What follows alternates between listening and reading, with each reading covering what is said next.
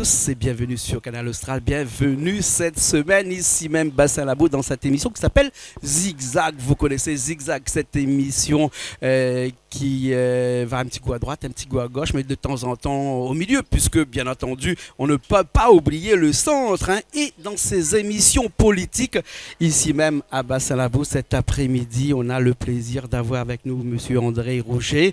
Bonjour Monsieur Rouget.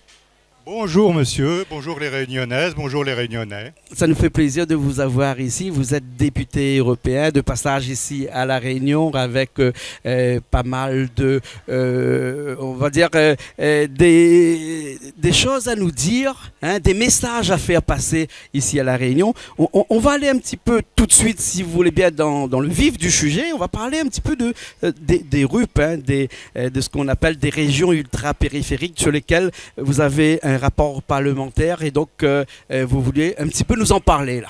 Oui, je suis ici effectivement, comme vous le dites, avec à double titre en tant que député européen et je vais vous parler des régions ultra-périphériques qui au sein de l'Union européenne regroupent les départements, les régions, les collectivités d'outre-mer françaises, les Açores et les îles Canaries.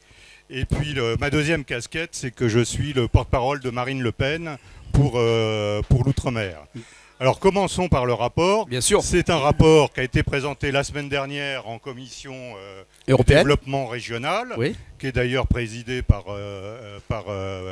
Younous Omarjee. C'est un rapport présenté par un député En Marche, le parti du président Macron. Le rapport que... Qu'est-ce qu'il dit dans ce rapport-là? C'est un énième catalogue, c'est une énumération de bonnes intentions, aussi louables soient-elles, mais consolidation de l'article 349 du traité de Lisbonne. Ça nous parle pas, ça? Attractivité des métiers liés à l'environnement. Adaptation à un monde globalisé, politique de concurrence, politique commerciale, politique. Alors c'est un énième catalogue, c'est même pas avec le talent de Jacques Prévert, c'est plus le catalogue à la Redoute. Et en plus, on sait très bien que ce genre de rapport, ça va finir dans un tiroir. Parce que vous voulez dire, que les députés, tous les députés européens qu'on a, qui soient ici à La Réunion ou même d'ailleurs, ne font que des mots et jamais les gestes qui vont avec. Tout dépend de la détermination. Mais parce que pour l'instant, on est encore dans des mots là, ou des écrits. Là, on est dans les mots et je pense que ça va rester au stade des mots. Et qu'en plus, le député a oublié quand même dans son rapport une chose et qui n'est pas de moindre importance, il a oublié les gens. Il a oublié les gens d'outre-mer, les femmes et les hommes. Il a oublié de leur parler de leur sécurité, il a oublié de parler de leur coût de la vie, il a oublié de leur parler de leur emploi.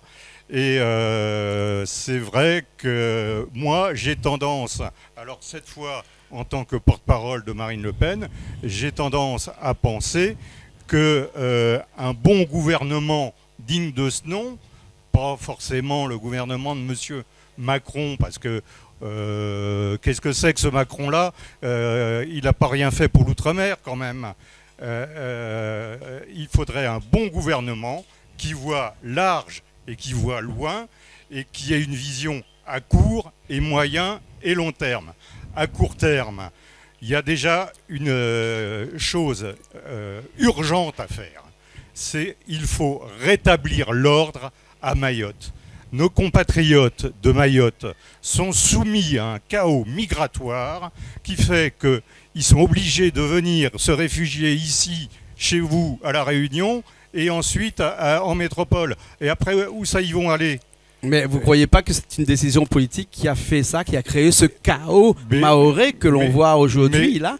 N'est-ce pas là les politiques qui sont à l'origine de cela? Puisque si vous voulez qu'un pays devienne département comme la 101e département de Mayotte avec les inconvénients et pas les avantages, bien sûr, hein? Donc comment voulez-vous que ces gens-là qui sont des gens avant tout, hein, comme disait Montesquieu, que pour être humain il faut vivre à l'intérieur des personnes, hein, et comment voulez-vous qu'ils n'essaient pas de grappiller un petit peu tout le besoin alimentaire, besoin de vie qu'ils ont autour d'eux, d'aller chercher des jours meilleurs à droite ou à gauche, parce que dans leur pays qui est la France, aujourd'hui, eh ben, ils ne peuvent pas avoir toutes les prestations qu'ont la Réunion. Vous avez la Réunion qui est française, vous avez Mayotte qui est à 2000 km à côté, les deux sont français et les deux ne sont pas soumis au même régime, on va dire.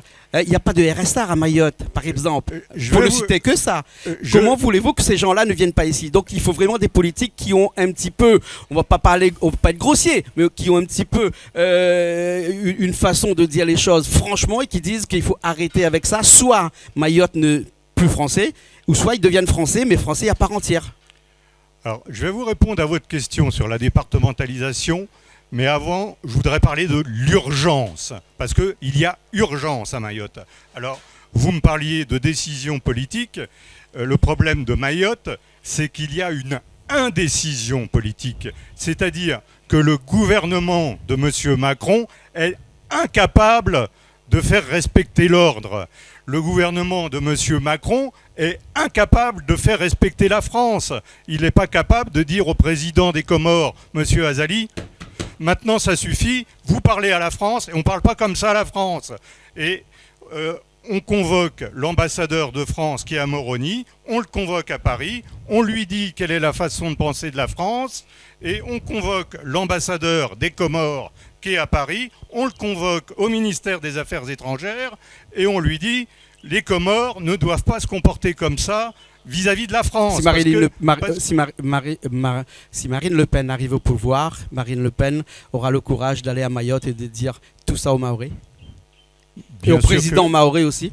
J'ai été interrogé l'autre jour par un de vos confrères du Monde. Il m'a dit, mais qu'est-ce que vous feriez, vous, si vous étiez à la place? J'ai dit, nous, on enverra des forces de l'ordre, 5 à 7 escadrons de gendarmes mobiles, le temps nécessaire pour rétablir l'ordre, des patrouilleurs de la Marine nationale, et on aura une action diplomatique forte vis-à-vis des Comores. On dira au président Azali qu'on ne parle pas comme ça à la France, que ces ministres qui ont la double nationalité franco-comorienne auront leurs avoirs qui sont en France gelés, ils ne pourront plus avoir accès à l'argent qu'ils ont en France, et qu'il faudra que tous les Comoriens qui sont à Mayotte en situation irrégulière retournent aux Comores.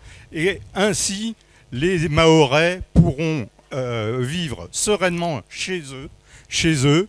Et c'est le préambule au développement de Mayotte. Parce que si les Mahorais viennent aujourd'hui ici à La Réunion, c'est parce qu'ils sont confrontés à ce chaos. Alors qu'il y a un potentiel énorme à Mayotte. C'est le plus beau lagon du monde. Mais évidemment, et pour répondre à votre première question, on ne vient pas département comme ça, sur un claquement de doigts, du jour au lendemain. L'erreur qui a été faite, me semble-t-il, c'est qu'il aurait fallu un accompagnement progressif de l'État vers la départementalisation. Le temps que les Mahorais fassent leur apprentissage pour devenir département. On ne vient pas, on se couche pas le soir, collectivité territoriale, et on ne se réveille pas le lendemain matin, département. C'est pas vrai. C'est comme tout, ça s'apprend. Quand on veut conduire, on va à l'auto-école. Quand on veut passer des examens, on va à l'université. Et quand on veut devenir des départements, eh ben, c'est l'État qui doit accompagner. Et là, l'État n'a pas joué son rôle tutélaire d'accompagnateur qu'il aurait dû jouer. Et lorsque Marine Le Pen sera présidente de la République, l'État jouera pleinement ce rôle tutélaire d'accompagnateur de façon à ce que Mayotte puisse se développer à moyen terme, que les Mahorais puissent retrouver la paix, le calme, la sécurité, la sérénité, n'aient plus besoin de venir se réfugier ici à La Réunion, qui puissent développer le tourisme, parce que, une fois encore, il y a le plus beau lagon du monde, on peut concurrencer Maurice, on peut concurrencer les Seychelles, mais tout ça, ça s'inscrit dans une vision à moyen et long terme. D'accord. Alors, si on fait un petit trajet à l'envers, c'est-à-dire 2000 km direction l'Est, on se retrouve à La Réunion, ici, qui est aussi un département outre-mer, il ne faut pas qu'on l'oublie, et avec aussi des difficultés qu'on a ici. Hein, on a énormément de difficultés. On a un taux de chômage qui avoisine les 40% ici. On a une vie qui est en dessous de la moyenne nationale. Hein. La pauvreté, par exemple, est en dessous de la moyenne nationale. Marine Le Pen a des projets aussi pour La Réunion? Marine Le Pen a de grands projets, non seulement pour La Réunion, mais pour l'ensemble de tout l'outre-mer. Vous savez... Alors là, on parle de La Réunion. On va rester à La Réunion, sinon on va faire toute l'émission avec Mayotte, les autres outre-mer. Pour l'instant, ce qui nous intéresse, c'est La Réunion, là. On veut rester à La Réunion. On veut savoir si Marine Le Pen, demain, devient présidente de la République. Qu'est-ce qu'elle va faire pour La Réunion? Allons causer de La Réunion, mais ça s'inscrit dans un programme qui concerne tout l'outre-mer. C'est pour ça... on a des spécificités par rapport aux autres outre-mer.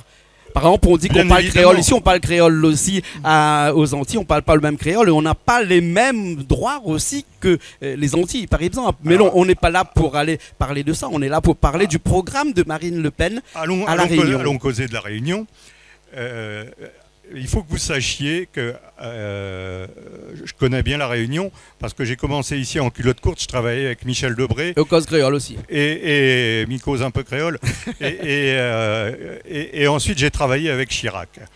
Et j'ai constaté que Marine Le Pen est la seule personnalité nationale d'envergure qui ait pour l'outre-mer cette même passion qu'avait Jacques Chirac. Là, je pense que tout à l'heure, elle va m'appeler pour savoir comment ça se passe à La Réunion, parce que elle adore l'outre-mer. Elle a cette même passion pour l'outre-mer qu'avait Jacques Chirac. Alors, pour La Réunion, les Réunionnais, ils ont besoin de quoi? Ils ont besoin de travail. Ils ont besoin que de pouvoir d'achat, que le coût de la vie baisse. Ils ont besoin de sécurité. Et ils ont besoin de travailler. Et alors, quand je dis qu'on ne peut pas séparer La Réunion du reste de l'outre-mer, c'est que je crois que plutôt que de faire des rapports comme ça qui ne servent pas à rien, il faut faire une grande loi-programme, une fois encore, qui a une vision à court, moyen et long terme, et qui revienne à des méthodes qui ont fait leurs preuves par le passé. Il ne s'agit pas d'inventer l'eau chaude ou le fil à couper le beurre, mais il y a eu des périodes où l'emploi allait pas trop mal à La Réunion et Outre-mer en général. C'est sous l'époque de Jacques Chirac. Et il faut revenir à ce qu'a fait ses preuves, c'est-à-dire la loi Ponce, la loi Perben, la loi loi sur la défiscalisation, c'est que des lois sur la défiscalisation, mais c'est des lois qui ne sont pas pérennes. La loi sur la défiscalisation. Quand on parle de la loi Ponce, la loi sur la défiscalisation. C'est des lois sur la défiscalisation. La loi sur la défiscalisation et sur l'exonération de charges des entreprises. Et puis, il faut créer une agence pour attirer des entreprises qui viennent de métropole pour s'installer ici, créer de l'emploi, pouvoir rayonner dans Parce que les Réunionnais ne peuvent pas s'installer ici et créer de l'emploi? C'est ça que vous voulez dire? Mais il ne veut pas dire ça. Mais plus il y a d'entreprises, plus il y a d'emplois. Et ces dispositifs qui existaient par le passé, loi Ponce, loi Perben, ont créé beaucoup d'emplois. Bien sûr. Et que les Réunionnais vont créer des emplois. Mais c'est aussi des épées de Damoclès sur la tête des Réunionnais, puisqu'à un moment donné, ça s'arrête du jour au lendemain. Écoutez, si on fait déjà une loi programme qui s'établit sur 15 ou 20 ans... on a le temps de respirer, vous voulez dire? Ça donne une grosse bulle de respiration. Oui. Et d'ailleurs, je fais travailler, c'est moi qui anime le groupe de travail qui prépare le programme présidentiel sur l'outre-mer. J'ai demandé à un de mes juristes, qui est un conseiller d'État, de regarder quel artifice juridique permettrait à une loi programme relative à l'outre-mer d'être sûr d'aller à son terme? Parce que si on prend l'exemple de la loi qu'avait fait voter Brigitte Girardin en 2003, c'était une loi programme sur 15 ans. Sauf que quand Hollande ou Sarkozy est arrivé, je m'y connais plus lequel des deux, à partir de 2007, les technocrates de Bercy, ils ont dit « Ouh là, l'outre-mer, ça coûte cher ». Vous savez, il y a un écrivain guadeloupéen, Daniel Maximin, qui dit toujours « L'outre-mer, c'est la seule région de France où on demande combien ça coûte et à quoi ça sert ». Et c'est vrai, il y a certains départements d'outre-mer, comme la Réunion, la Martinique, la Guadeloupe, qui sont français depuis plus longtemps que la Corse, la Franche-Comté, Nice ou la Savoie, et personne ne se demande à quoi servent Nice, la Savoie, la Corse ou la Franche-Comté. Bien sûr. Monsieur Roger, on arrive à la fin de l'émission puisque le temps nous est compté. Juste entre nous, si je comprends bien votre engagement, votre venue ici à La Réunion, ça veut dire que au présidentiel, on verra forcément Marine Le Pen? Marine Le Pen sera présidente et elle aura besoin d'une majorité régionale ici. Parce que ça sera plus facile pour elle de travailler avec des gens qu'elle connaît. Parce que vous savez que les contrats État-région. Donc, si les Réunionnais votent en masse au régional pour Joseph Rivière qui conduit la liste du Rassemblement national, le travail entre le gouvernement de Marine Le Pen et la région sera plus facile. Joseph Rivière, vous savez, j'ai appris à le connaître, c'est une bonne personne, c'est un bon père de famille, il est droit, il est loyal, c'est quelqu'un qui n'a jamais eu de problème avec la justice, et je crois que les Réunionnais pourront lui faire confiance. Il n'y aura pas de gaspillage. C'est un travailleur. Il ne va pas gaspiller les millions de la région. Il va pas privilégier les gros au détriment des petits quand il s'agira de distribuer les fonds européens du FEDER. Joseph Rivière, c'est vraiment une bonne personne. Les Réunionnaises, les Réunionnais ne le connaissent pas bien, mais Midi Azote vote Joseph Rivière, il est une bonne personne. D'accord, merci. En tout cas, il est avec nous là, et en tout cas, il va cuisiner aussi. Il est en train de cuisiner de l'autre côté. Parce que juste entre nous, on finit l'émission. S'il te plaît, s'il vous plaît, parce que Richard me dit de l'autre côté qu'on arrive à la fin. Vous cuisinez aussi? Mais il ne sait pas faire un steak. Vous savez pas, en tout cas, il y a des gens ici qui savent très bien le faire. Mais je voudrais vous parler de cuisine. Oui. Je voudrais vous parler de cuisine. Je voudrais vous parler de manger cochon. Parce que la liste... On voit bien que vous êtes parti en politique, là. Vous êtes en campagne, là. Hein. les listes qui se présentent, c'est des listes manger cochon. C'est des boucs. Toute l'année, ils se totochent entre eux. Et là, ils arrivent à s'entendre. Pourquoi? Parce que pour les places. Pourquoi? Gâteau patate, les bons. Merci beaucoup Angers Rouget qui était avec nous cet après-midi ici même Bassin Labou sur Canal Austral. Nous on se retrouve la prochaine fois dans une autre émission Zigzag sur Canal Austral, bien entendu. Allez, à la semaine prochaine.